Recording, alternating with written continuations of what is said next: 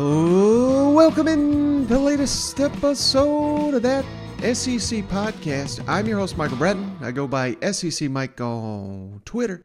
And I got a terrific guest lined up for the show, Clark Brooks, SEC StatCat, recently hired by On3 Sports, going to break down some SEC quarterbacks and the importance of Chris Rodriguez to that Kentucky Wildcat offense. But hey, a little announcement here. We just had the SEC Media Days application sent to our inbox. Shane and I both have applied. Fingers crossed, we get in. We won't know for a couple of weeks, but just wanted to keep the audience in the loop of what's going on with that. Potentially that SEC podcast first trip to SEC Media Days. I've been down there a couple times, but with a different outlet. But this will be the first time Cousin Shane and I on location for SEC Media Days. So again, we'll keep you guys in the loop.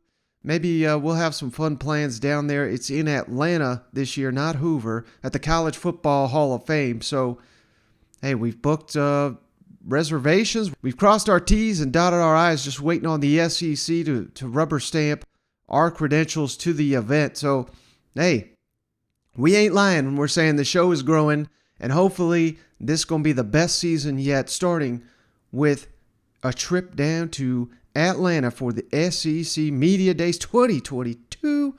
Cannot wait to find out if we snuck in there this year. But hey, one more show to round out the week here. 5 shows. I hope you guys appreciate the hustle on our end. Hopefully, Cousin Shane will be back. I'm tired of giving timelines because I just don't know when that's going to happen. But hopefully sooner rather than later, we'll have the Tennessee Homer back on the show. But for now, deep dive here with Clark Brooks, a.k.a. the SEC StatCat. Hey, well, we're pleased to once again be joined by Clark Brooks. You know him best as SEC StatCat. Give him a follow, SEC_StatCat. And don't forget to check out the website, same thing, SECstatcat.com. And he's now an analyst for the terrific website, on3.com. Clark, thank you so much for joining me once again. It's a treat to talk to you. Oh, Mike, it's always a pleasure to talk ball, especially like we were saying in the pregame, just how slow this is this type of year, where we're just really willing to talk about literally anything. And hopefully your listeners can get some nice information and put it in their back pocket for this upcoming fall. Yeah, no doubt. And you know, the thing I really like about all the work you do over there at SEC StatCat, Clark, is you find unique ways to look at the game. And there's too many people just looking at who threw for the most yards, who threw for the most touchdowns. Let's put them at the top of the list. You go much, much, much deeper than all that. My God, you posted a 40-minute video breaking down the SEC quarterback passing floors. And that's what I really wanted to have you on to talk about. But before we get to that, huge story in Lexington, all across the SEC really, because the Wildcats are embarking on what could be a special season. But arguably their best player, Chris Rodriguez, status up in the air. And I know, hell, I've had you on the show for years touting Chris Rodriguez and all he does for that Kentucky offense. What is his importance to what Mark Stoops and company are building there in Lexington?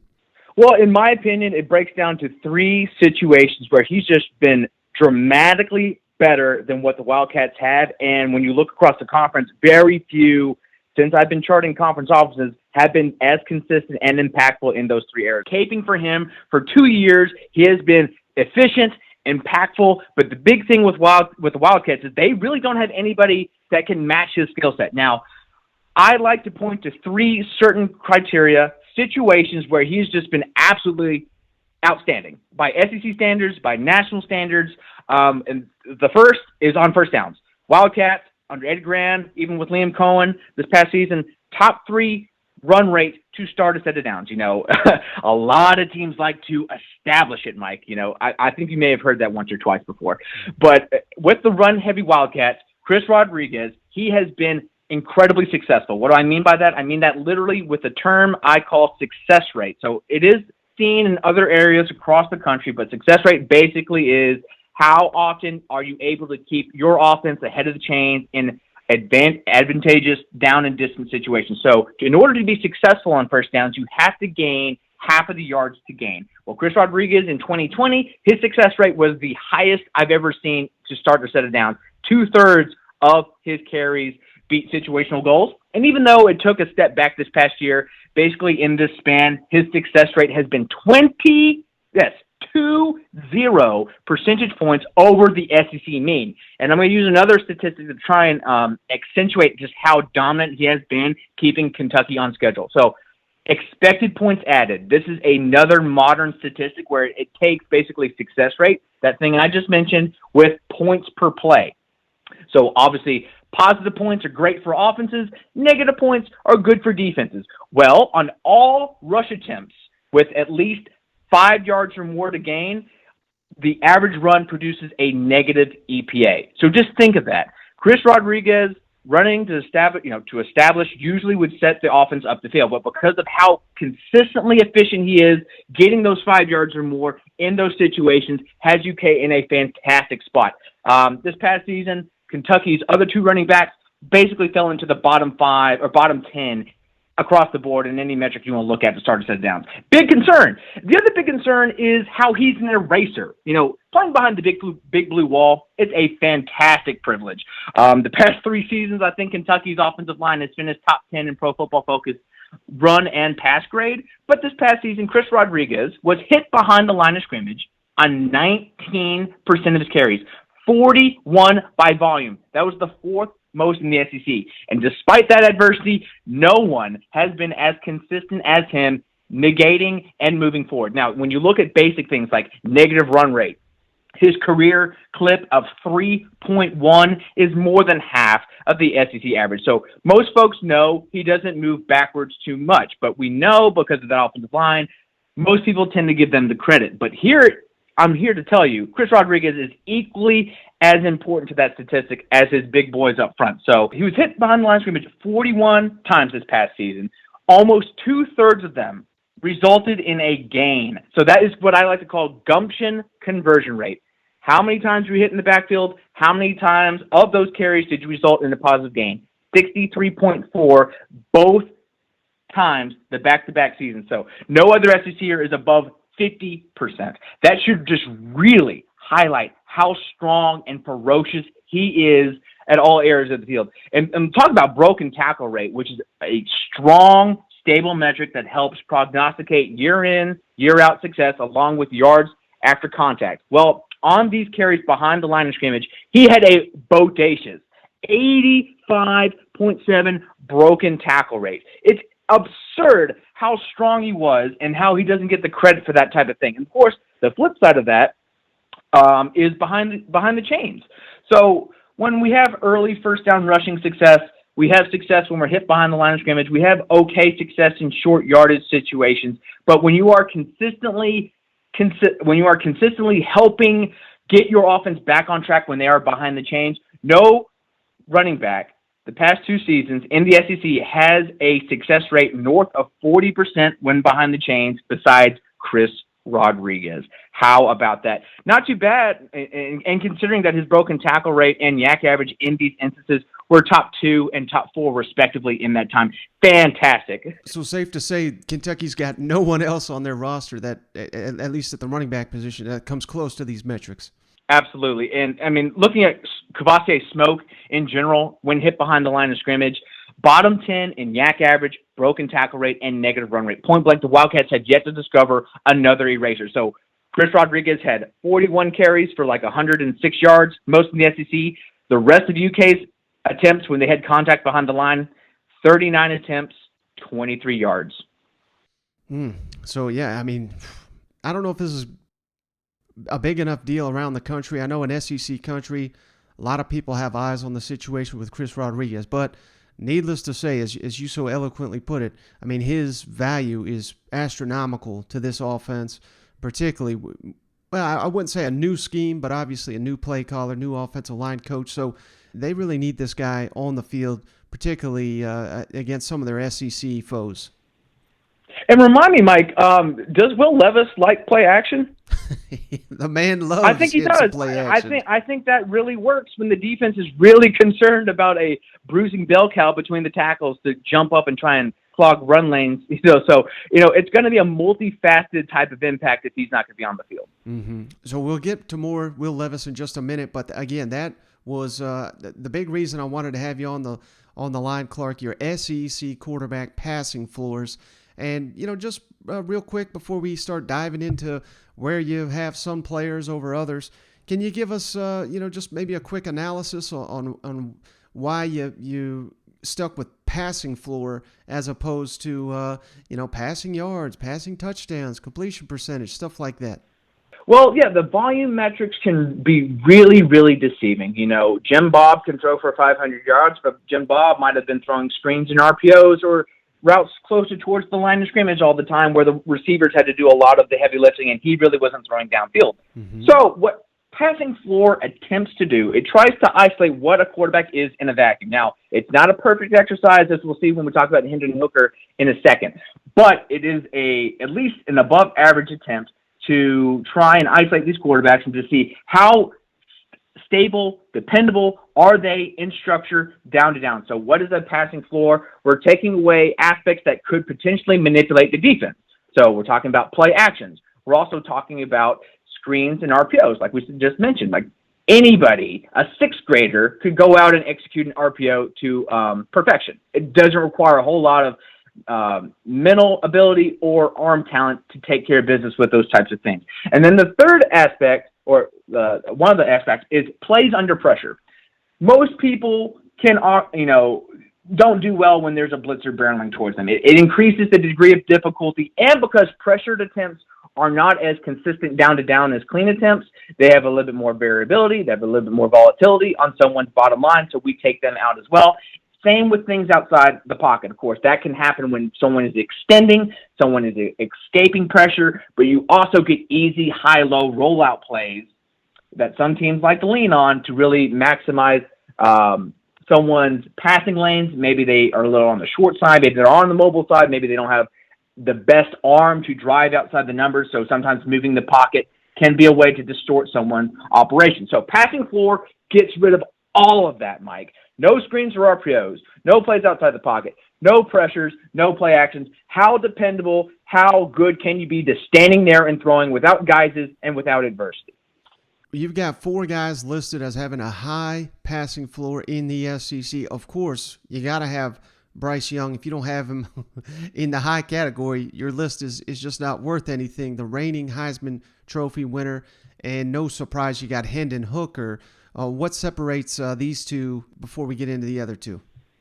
Well, Bryce Young, you don't need me to tell you, Mike, that he was pressured a lot last year. It's one of the reasons why he won the Heisman Trophy, is because he was such a cool, calm operator when things broke down. But, in structure, he was basically top 5 across the board, which is exactly what you like to see. His accuracy of 71.3 was top 3. First down touchdown rate, also top 3. So very impactful type of player. Of course, this past season, Alabama, with Bill O'Brien calling the offense as opposed to Steve Sarkisian, they did a dramatic scheme change. It was more empty, less motions, less play actions, more RPOs. So when we mentioned that he was a little bit more susceptible to those elements that could affect his down-to-down output with the pressure, with the RPOs, it's really nice to see that his passing efficiency and ability maintains itself in this parameter. Now, what about Hendon Hooker? And a little sidebar here. I got an issue with you, Clark. You say you're not a big fan of Josh Heupel's version of the Baylor spread offense. Why is that? I don't like charting 100 plays a week, Mike. It's a lot of work. It's a lot of work. So that Tennessee Ole Miss game was a damn nightmare, I would imagine. Yeah, it wasn't fun. It wasn't fun. But the thing is, I do respect his philosophy. It's aggression. If any team wants to try and, pick themselves up by the bootstraps and try and turn around their program, forget the triple option and go into the Baylor spread with what Josh Heupel does.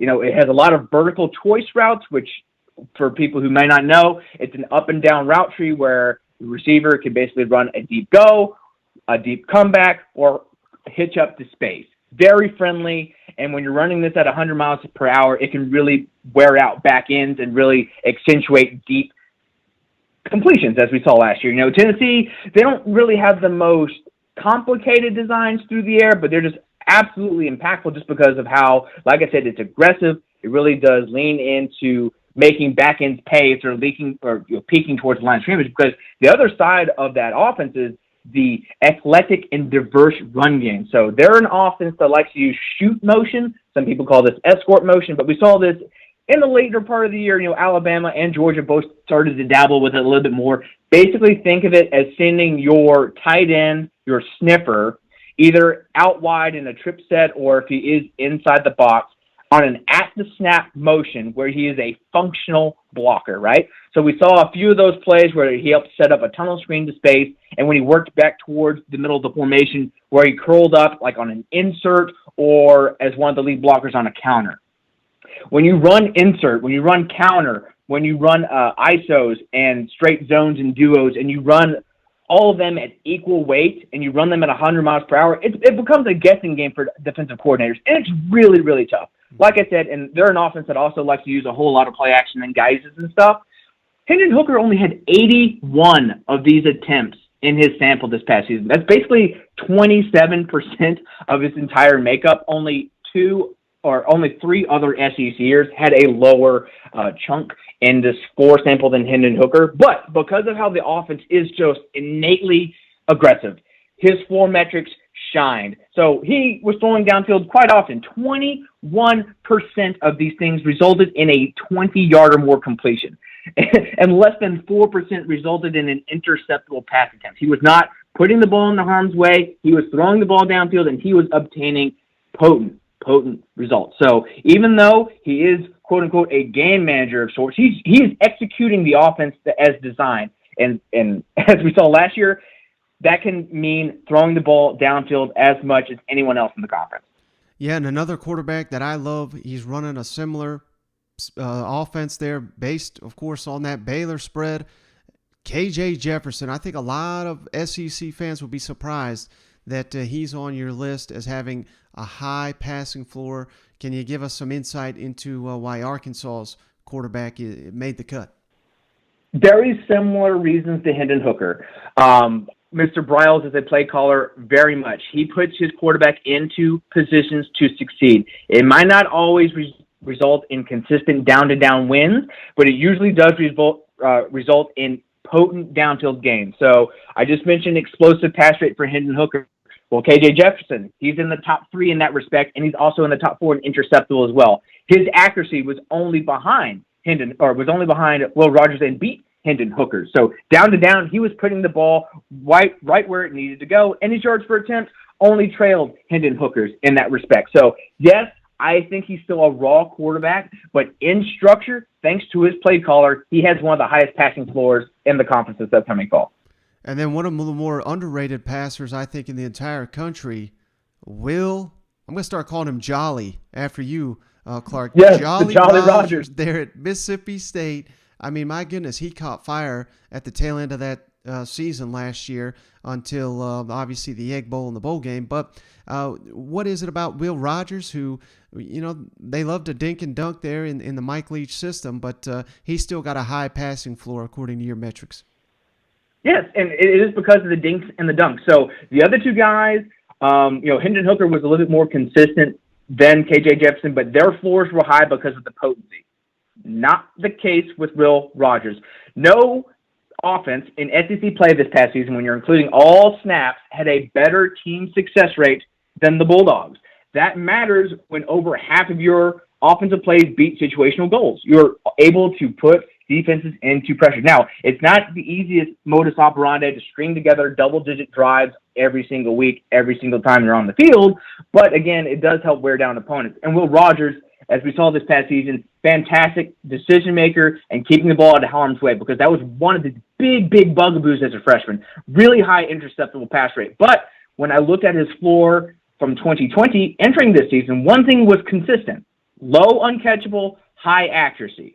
And now, obviously, like you mentioned, dinking and dunking, throwing short is a really great way to pad those accuracy statistics. But same time, when you're not throwing the ball into harm's way and you are able to take these situational wins, it makes all the difference in the world. He was top 5 in success rate, first down touchdown rate, interceptable, and like I mentioned earlier, no one was as accurate as him in these situations. Almost 3/4 of his attempts were on target. So considering that only 8% were uncatchable, had zero chance to be caught, I'm able to overlook the fact that his yards per attempt, his explosive, his downfield offerings, which may not be as strong as some of his other peers just because of how consistent he is in these instances. And since the offense itself is aiming to put him in these situations as much as possible, it's not an offense that really loves play action screens, RPOs.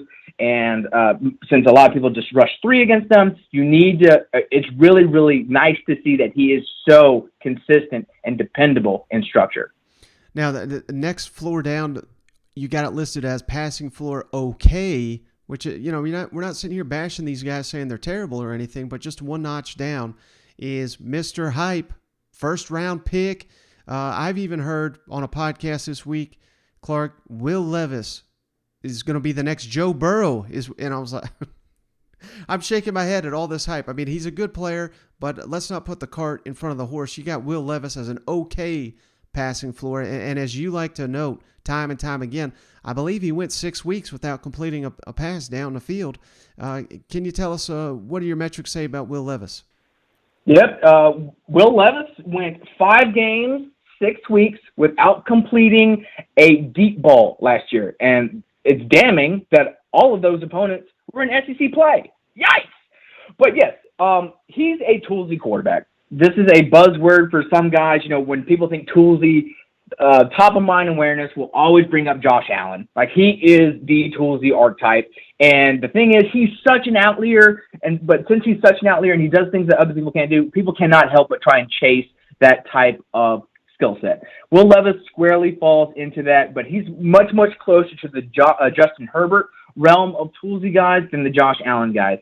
So when you are a toolsy guy, you might not have the best process in the world. You might not have the best results in the world, and that's exactly what Will Levis was last year. He was a pretty average quarterback, both overall and in our floor metrics. So, his down-to-down accuracy was only 7th. His depth adjusted was 6th. His uncatchable pass rate fell outside the top 5 as well. In fact, none of his floor metrics cracked the top 5. So if you're going to be talked about as one of the best passers in college football and have one of the highest ceilings in the country, you would like to just see a little bit more execution on tape, a little bit more consistency on tape. Sure, he has the tools. That's why we call him toolsy. He can throw the ball a mile. He has really good open field athleticism. And if I were to bring down the qualifier to 30 minimal carries, no SECer this past season logged a preferable success rate than Will Levis. That is kind of padded by quarterback sneaks, but that's a different conversation. But we're here to talk about his passing floor, and the passing floor is just very, very mediocre, very, very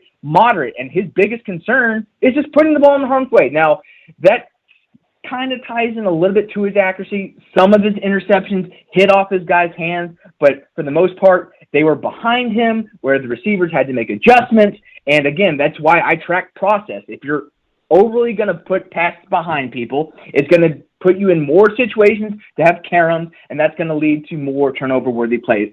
8.8% of his floor passes this past season had turnover-worthy potential. None of our volume passers that are coming back within the SEC can claim a worse clip. Now, one of the biggest wild cards, I think, potentially in the SEC, Max Johnson, now, of course, at Texas A&M, but formerly of LSU. The Aggies desperate for, just some consistency at that quarterback position. Everybody in College Station loves Haynes King. For their sake, Clark, I hope he's the next Johnny Manziel. But based on what I've seen, I like Max Johnson a little bit more. You've got him as the passing floor okay. And based on what you've seen, could he be the guy that, solidifies that position for A&M and potentially have another or their first 10-win season under Jimbo Fisher?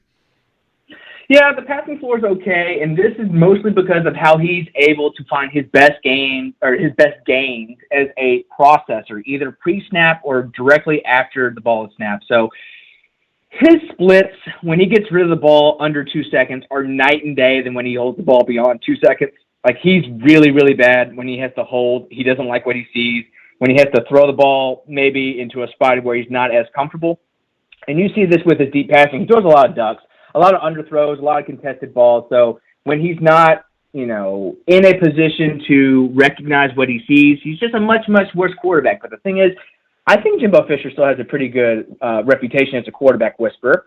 Max Johnson's dad played in the NFL. He has things going for him where I think he can be a poor man's Matt Leinart, a type of person that can help guide the offense. He might not be able to make all these throws in a spectacular fashion, but I think he has enough of intangible talent that will help translate on the field. Haynes King now, yeah, he has a small sample from where I'm looking at him. I really like his mobility.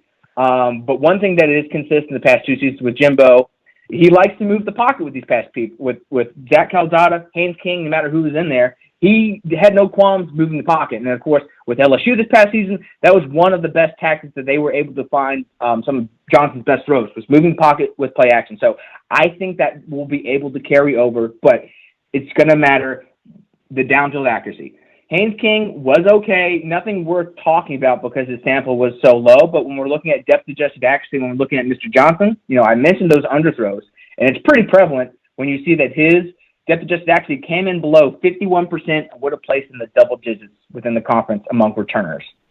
Now, I cannot wait, Clark, for the Georgia Bulldogs to come after you because you're after their man, Stetson Bennett, passing floor. You got it listed as poor. My God, the guy just won a national championship. He's the greatest quarterback to ever suit up in Athens. How come, why do you got Stetson Bennett listed as poor? Poor, because when you're stripping away all the things that helped him, maximize his position, whether it was play action, whether it was screens or RPOs, homeboy finished no better than 9th amongst returners in first down touchdown rate, interceptable, and accuracy percentage. And you know what? Only one other of our volume guys had a worse uncatchable pass rate when there was no adversity in structure.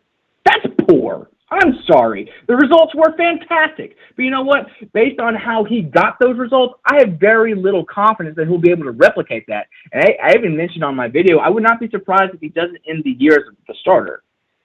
Yeah, no, I mean, I think a lot of people have that same opinion. But now I'm not going to ask you about all these, Clark. I don't want to keep you all dang day here. But Spencer Rattler, that is a guy that, of course, South Carolina fans so fired up to get. You got him listed as a passing floor okay, same grade as a Max Johnson or Will Levis. What do you think of Spencer Rattler after watching him at Oklahoma? 100%. He is a different quarterback when he has to operate inside the pocket. He is a magician when he's outside of structure, playing backyard ball, and he can lean into his potent playmaking. But, again, since this parameter is all about what can you do inside the pocket with nothing helping you, no adversity, what can you do? He's just simply a much worse quarterback in terms of ball placement, results. His accuracy percentage was 66.2% overall. In our little exercise here, that drops to 58%. Not a lot of people see that big of an accuracy swing when, you don't have a lot of, like we mentioned, adversity barreling towards you, when you're just sitting there and you're not being able to dependably place passes, when 1/10 of your passes have potential to be picked off, when only 8% result in a 20-yard or more completion. I mean, when you just look at all of these result stats and when you look into all these process stats, they get worse. Sir, by SEC standards, what remains is still kind of okay, still kind of middle of the road, still kind of optimistic in what he could potentially become, led by a 4% uncatchable pass rate. I cannot stress, not wasting chances is phenomenal. But still, when you just see how much of a better quarterback he is outside the pocket with play action, as opposed to just being a person in structure, it is a concern, but I am as high as Spencer Rattler as most people are. I'm one of his big proponents. I think he can get back to his playing style in 2020. I think hopefully in the spring game where he was a little bit more of a check down Charlie, which tied into how he was in 2021, goes away because he can do things throwing the football that simply not a lot of people can do. Now, one of the biggest surprises from your list, I know you don't have a ton of games to watch him on because he's just not played a ton in college, but Brady Cook, Missouri, got him listed as a high passing floor, which again, that's your highest mark you were given. Could this be the guy that Missouri fans have been desperately searching for, a breakout candidate in Eli Drinkwitz's system? I gave him a high floor for the same reason I gave Will Rogers a high floor. He was a game manager. He did not press. He took what the defense gave him. Now, that is not sexy. That is not going to win a lot of people over when you hear check down Charlies and dinks and dunks. But the thing is, when you don't throw an interceptable pass, when you're still able to crack the top 4 in first down touchdown rate, and when none of your peers, small sample or not, can top your 64% success rate in our floor sample, I like to think he can build off of that and have some momentum for this fall. Now, again, throwing short, 6.6 yards per attempt, not sexy whatsoever. Only one explosive pass. That's not great. I know that. But look, Missouri is going to be another one of these teams that really needs to find more potency, but until it does, it has to maximize what it does well. And looking at the passers on its roster, it seems like 5-yard passes, 7-yard passes, it's going to be its most impactful way to move the ball downfield. Now, last two, Clark, Anthony Richardson, Garrett Nussmeier, neither one you really graded because, there's just not a ton of film and the opponents they've played about, the situations they've been in the game. Could they be breakout candidates where at the end of the season we're saying, man, these were two of the better quarterbacks in the league?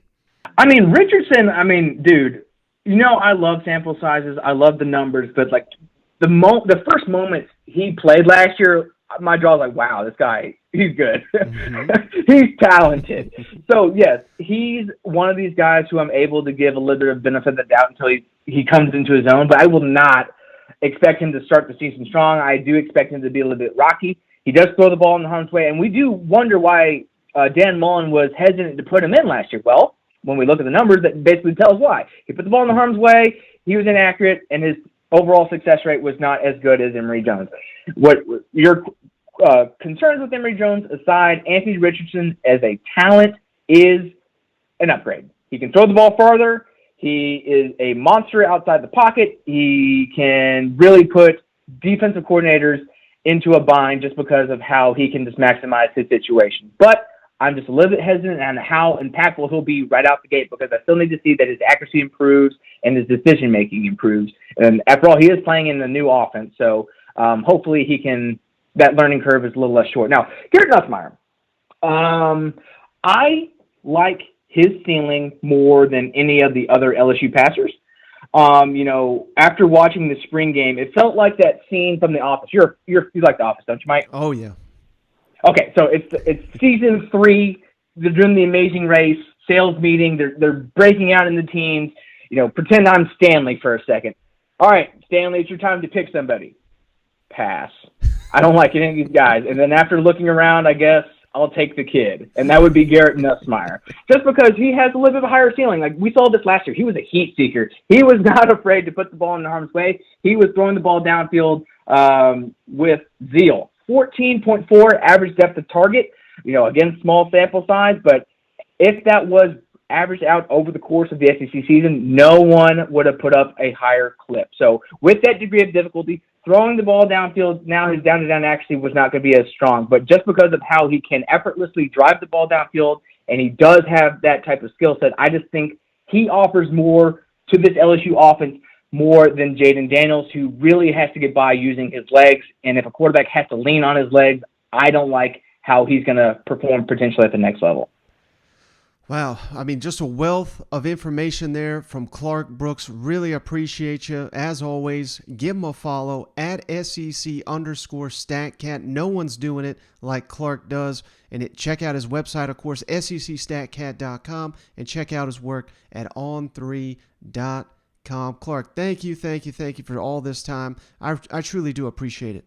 Mike, it was a blast as always to talk ball with you. All right, so just want to say thanks again to Clark for joining the show, helping us finish strong here on the podcast, get you some content going into the weekend. One more week down until SEC football is here. We are hovering right around, it's a little over 80 days until the first full Saturday of action. Of course, Vanderbilt the week prior, and Missouri, Tennessee kicking off on a Thursday. So, hey, SEC football will be here before you know it, and we'll have you covered all the way to kickoff and well beyond. So I appreciate each and every one of you for sticking out with us here during this long, dreadful off season of the show. And as always, hey, we're busting ass over here to get you guys some content. If you have not yet done it, if you could just go that extra step, give us that 5-star written review on the Apple Podcast app. Or if you're not an Apple user, you can give us a review on Spotify. Each and every one of those helps the show grow, as well as subscribing to our YouTube channel. All those things really help the show grow, won't cost you a dime, and we'll send you a beer koozie free of charge just for doing that. Just send those on over to that secpodcast@gmail.com, and we're happy to send you your beer koozie of choice free of charge. But that's going to do it for this week of shows. We'll catch you on the next one.